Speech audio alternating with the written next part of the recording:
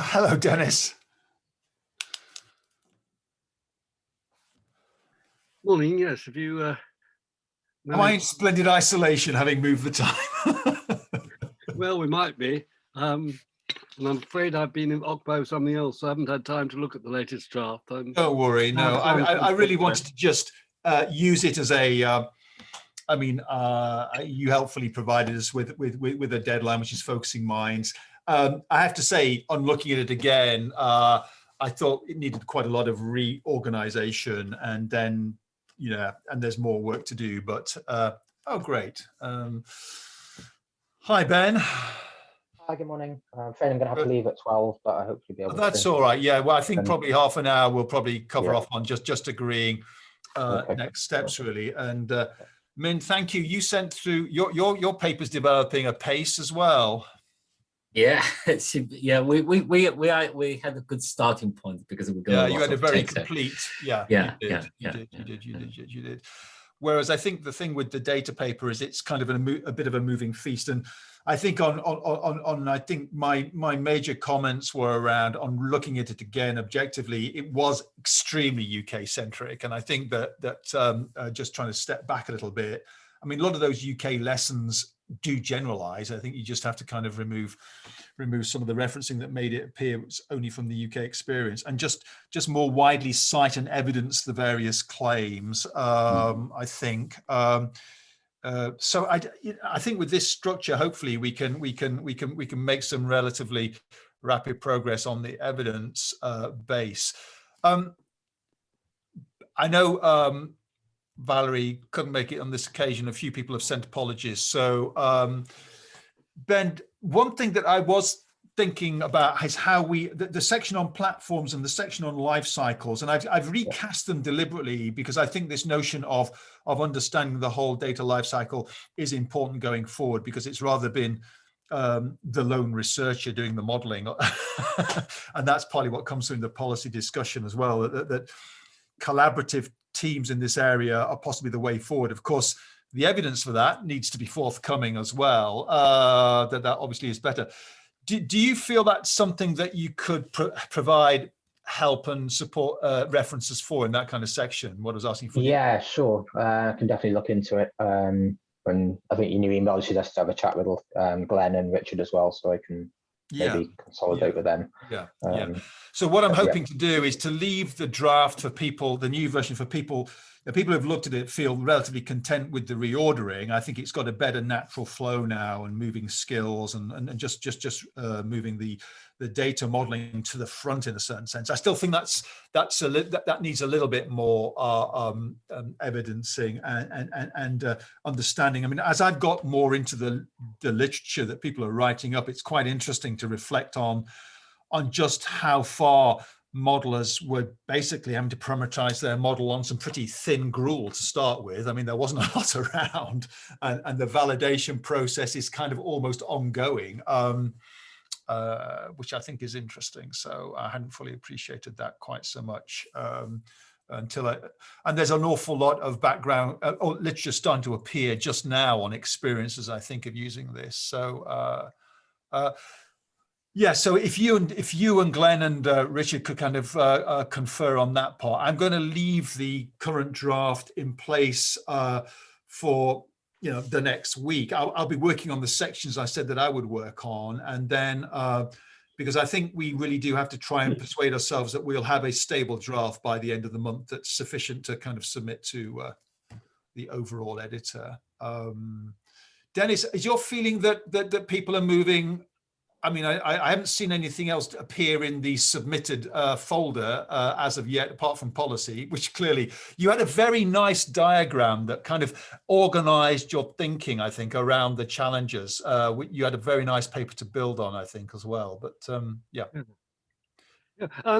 Well, we've been pleasantly surprised by people's taking the 31st March deadlines fairly seriously. And most of them, I think, are probably a similar stage to yourself, really. It is sort of tidying up, and you feel you ought to be able to submit next week, but perhaps it'll actually be 2 or 3 sort of stage. I'm just going to comment on some of the some of these sort of cross-referencing things.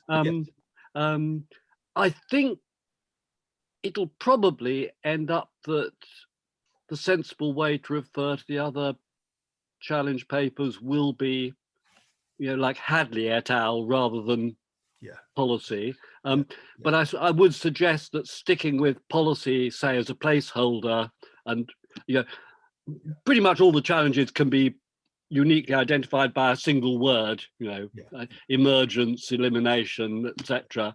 So if you stick that in as a placeholder, I think it wouldn't even matter if it went through the refereeing process like that, because at the moment we could probably I think we've probably got a fairly definitive list of first authors, but it might change.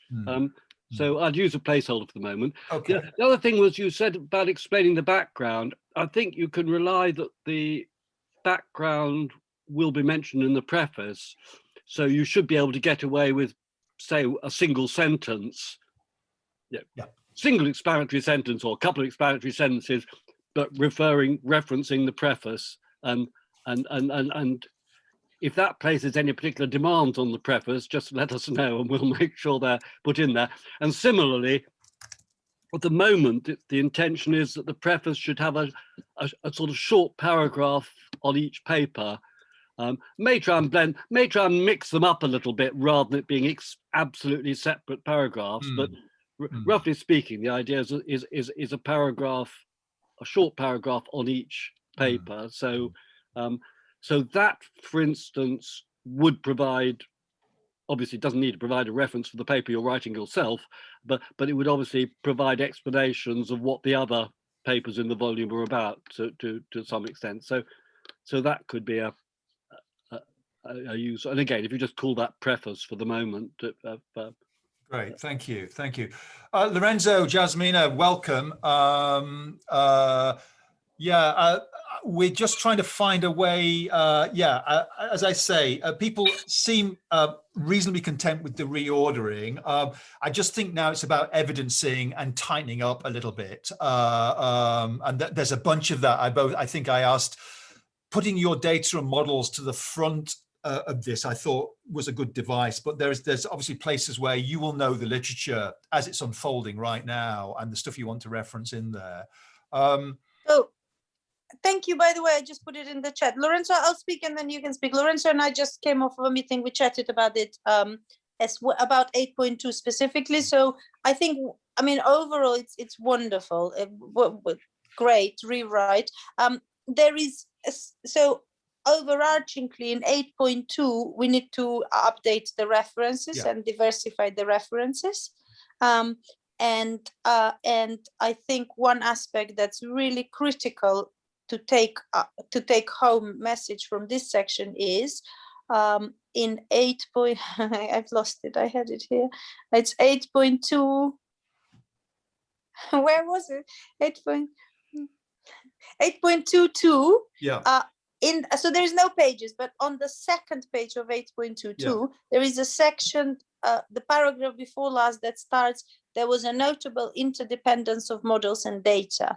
I think that paragraph really captures the essence of where we are now and captures the aspects of, for example, the 3 models that came out for the roadmap planning, suggesting different things because they are having different assumptions and caveats and using different data.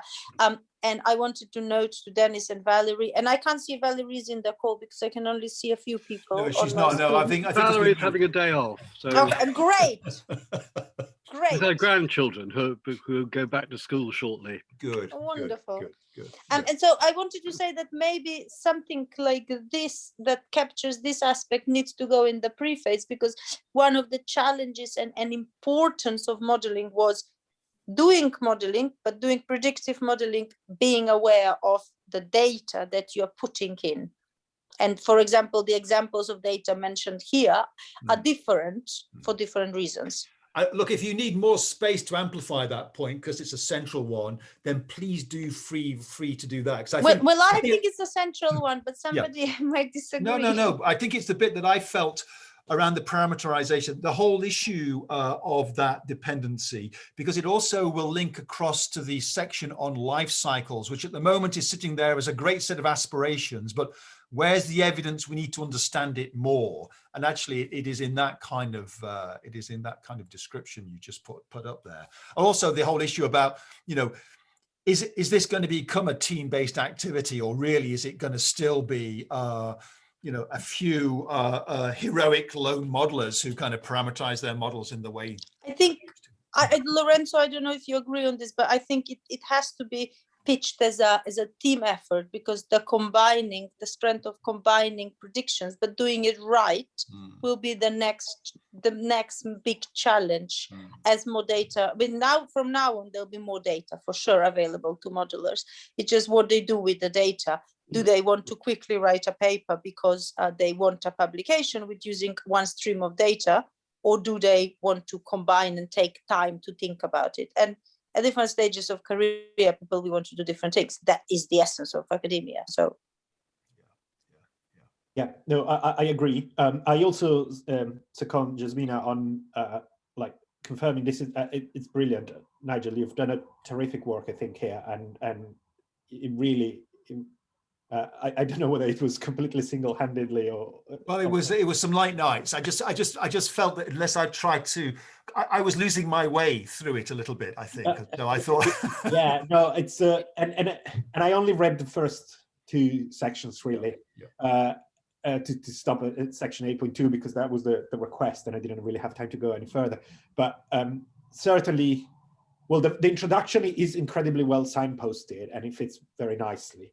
And then section 8.2, there are bits and pieces that I might still amend, but the structure, I really like the structure. And and Katrina and I, Jasmine and I, sorry, will work on. I'd like to be Katrina Litko. It's fine. I admire her. Sorry, I just say so many times, Katrina and I, Jasmine and I will work a little bit on it, and we just met and we were sharing. Yeah, what I'd like to do then, and thank you for that, and I appreciate what you say, is if I can leave the section leads I've identified to kind of wordsmith, contract, add the references, just make it slightly more authoritative from your point of view, because there's only so much I can interpolate, and I think No. Yeah, definitely. You've done a brilliant job.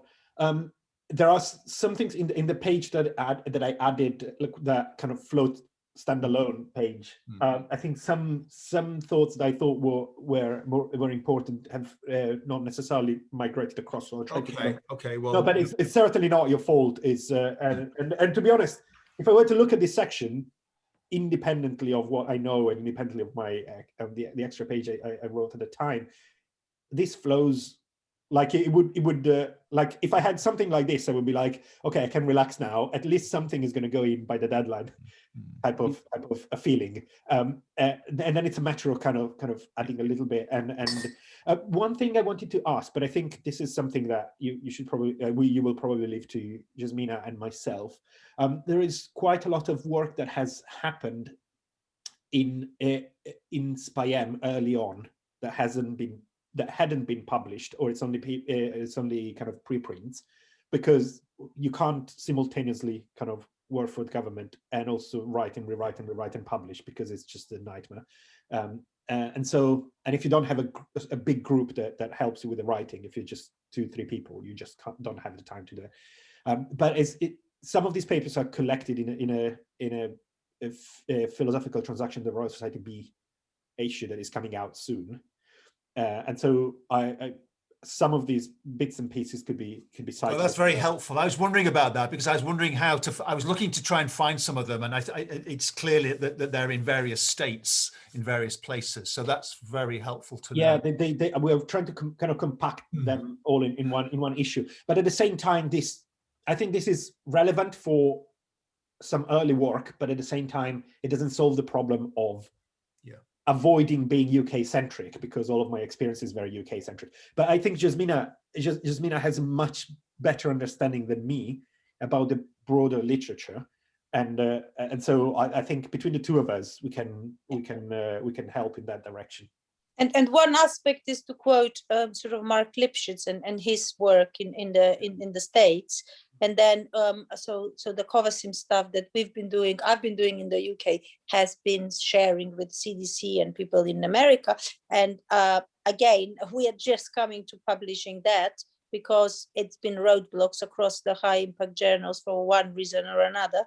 And so we can quote that stuff. And so between us, we'll sort that out. Has to be, for me, I think, at the weekend at the earliest. But I think it will still take time to shape this up from everybody else's comments and things like that. So I think we have probably, am I right assuming we have this weekend and next?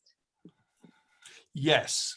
I think that's, we'll do, well, we've got, and that would be great. If we start to get something that's looking really quite stable by, going into the last week of April, that will feel, I think we can feel that we're getting somewhere decent. I mean, again, I think there'll be some issues around linking the as is to the to be, and making sure that again we're signposting forward a lot of the time.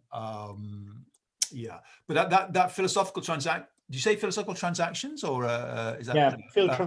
Yeah, So will we know enough about the content of that to be able to reference some of that stuff? I mean, probably by the time this comes, because this is open access, of course, this is also something that's capable of undergoing revisions, I suspect, and updates if it needs. But I think could you not, you just note the preprints and then change the references later? Yeah. But I was just asking whether it's a problem to kind of imagine that some of the stuff will happen between now and next month. So by the time this is published, I think some of these citations could be updated. I was just wondering whether you're all happy with stuff like that. Yeah. Diversify. I think what we need to do is ensure that in the refereeing process we get at least one referee who says something about how things ought to be updated, and then as editors we can allow you to do a bit of updating, because things do move so fast, and with the best will in the world, refereeing is going to take a couple of months or something. So Yeah. if there's stuff which is just factual improvement, as it were, that wants to be slipped in the final version, I would have thought that ought to be possible. Yeah, there is another comment that I would like to ask to Nigel, I guess, but everyone really. There was a bit of a discussion about the data is not on, in your mind, data is not only data, it's also kind of model output and parameter estimates, like it's a bit of everything, yeah? And I'm aware that now there are attempts to kind of bridge together models. Obviously, JBC is doing that in the UK and taking over from SPI-M, but also there are initiatives in the US. They have been going on for a long time, but also the ECDC is trying to kind of ask submission of models from different people, from different countries, to kind of put them together and have a repository of model outputs. And I was wondering whether mentioning that, at least as a passing note, would also. Oh, we should do. No, that's a great. I mean, that's real grist to our mill. The fact that those things are beginning to appear. I think the whole thing is to take a rather ecumenical view of data. Programs are data. They're just. And that's a very solid computer science view of the world as well. But I mean, obviously, you don't confuse people because they sort of say, well, what isn't. But I think the utility in doing that and the fact there are efforts to do it. What has struck me in all of this is that, again, when I was doing the data institutions section, of course, is that it isn't about inventing new institutions. It's actually about sustaining existing institutions to allow them to do this work and not just firing and forgetting. So a university is left to its own devices. There needs to be real investments made in some of these efforts, I think. So bottom line, great rewriting. Jasmine and I will kind of take 8.2 on board, and we kind of discuss and amend and correct, but not before the weekend. So does it make sense to try and to meet again 10:30, back to our normal time, 10:30 next week, just to see where we've made progress, just to check in, really? Okay, is that okay? And then same time the following week, we really hope to be kind of crisping things up. Min, in terms of the visualization stuff, I mean, as I say, you've got a very finished piece of work there starting to come through. Making sure we have the right pointer out. So I was kind of aware that I hadn't got, there's an obvious link into data skills around visualization. There's a 1 or 2 points where we could put that. So if you could perhaps just indicate where you think that the clear links can be and what needs to be said. Yeah. Okay, I will do that. I've actually been reading it. I've tried to looking for those kind of link points. Yeah, there might be 1 or 2 places where that makes sense. I mean, we know right back to the classics on infographics that model interpretation is often. I was quite interested to see a bunch of visualizations out of the Oxford group using coxcomb diagrams. There's Nightingale's visualization. Yeah, that's right. That's appearing again, which is quite interesting. Talking of visualization, you remarked on the figure we had in the policy paper. Sort of, I was thinking of your. I mean, I wasn't imagining that you would have a table of contents in the final paper, but perhaps I wondered if you could have a diagram that would on the lines of the policy paper one for that. And my only disappointment with the policy paper one was I really wanted the diagram to look more like a coronavirus.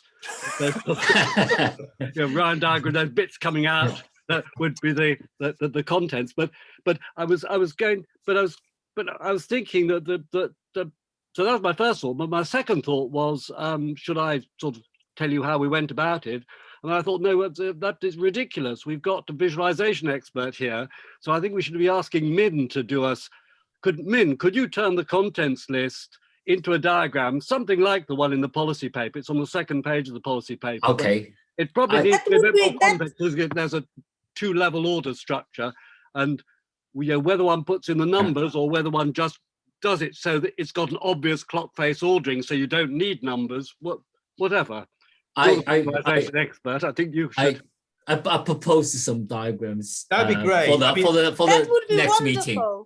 Yeah, it's great point. By the way, I was the table of contents was partly just to remind ourselves of the logical flow. So yeah, that's a really good suggestion. The diagrams that I was very fearful of were including, people's perfect models of the data life cycle, and it's been written about extensively that you can write these models up, but they never accord with reality. And it's a bit like, the average person's life experience, which is you can write it up, but not everybody goes through the stages in the same way, in the same form.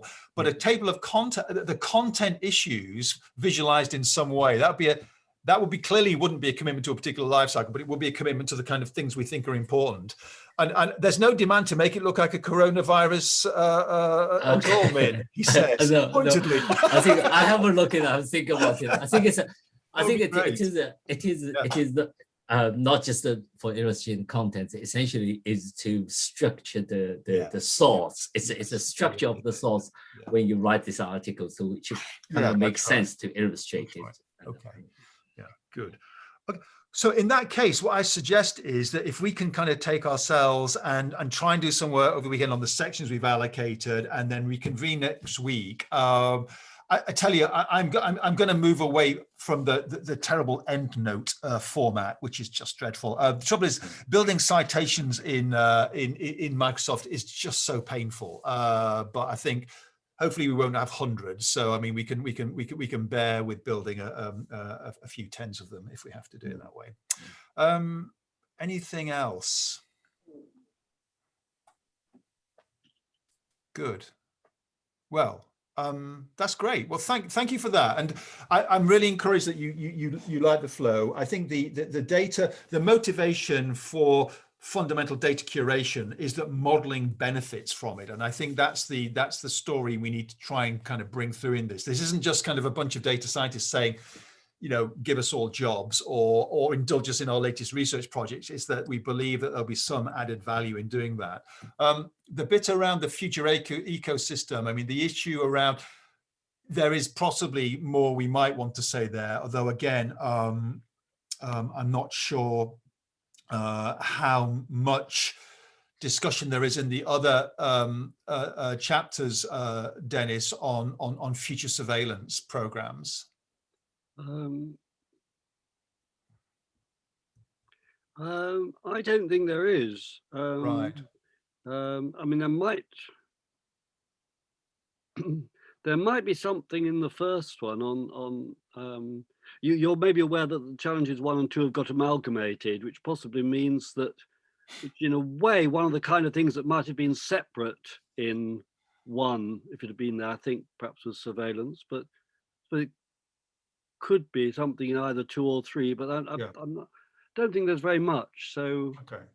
Well, I mean, again, in a way, this is partly about data surveillance. So, I mean, that is something we could feel we could talk about. I think that would be worth including. Mentioning that.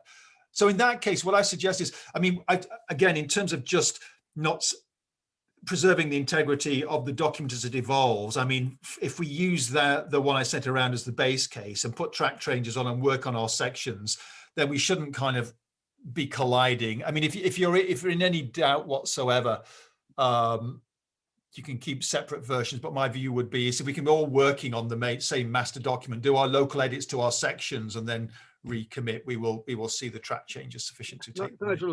A minor administrative thing. Could I suggest that you, as the person in charge, clean out the Dropbox folder, move as much as possible into the, there's an archive. Yes, will have a subfolder data. Yes. Okay. Yes. Clear out everything except, the things like the latest draft of Min's paper obviously wants to stay there, and maybe 1 or 2 other things. But because one of the things that people find helpful at this editing stage is possibly to put in like if they're just revising 8.2, they might want to put in a little document which others can see, which is possible redraft of 8.2 or something. And at the moment, it would get lost in among the numerous now out-of-date versions. So if those could all be archived, that would be great, I think. Welcome, Richard. Hi, sorry it took me so long to get out of the last meeting. Not a We've problem. got We're literally just tying off. Actually, we've kind of gone through the new structure. People are pretty happy with it. I mean, there's more work to do. I think in particular, one or two sections. I'd asked whether you, Ben, and Glenn could just kind of evidence the sections on life cycle, as I refer to it. Try to make it a little bit less UK centric, but aware that we're drawing on our own experience. Sure. Yeah. Any comments you had? Any particular issues or concerns? No, I thought the new structure looked good. I mean, I did have a look through. I only got about halfway through, but I did have a look through it, and it looked like a good, a big improvement. Yeah. More like a final paper. Yeah. Phew. Okay, so what we're hoping to do is take the sections we've kind of given each other to do and evidence them more substantially. Try and get the word count down a bit. It is still verbose and needs to be a bit more concentrated and pungent, I think, if we can make that. And we're going to meet next Thursday at 10:30 and just review where we've got to, and then do that again. I think we're at the refinement phase now, given we've got a stable structure. If that's okay. Yeah. Sounds good. Good. And I'm going to clean out the Dropbox in the way that Dennis suggests. So we're just working on the 2 or 3 key bits of information we need. Yeah. All right. Okay. Good. Well, I think that's us done for this week. And thank you for all of your work and commitment to work as well. And talk next week. Okay. Yep. Thank Bye you. all. Cheers Thank then. you. Take care. Cheers. Thank you. Bye. Thanks. Cheers. Bye.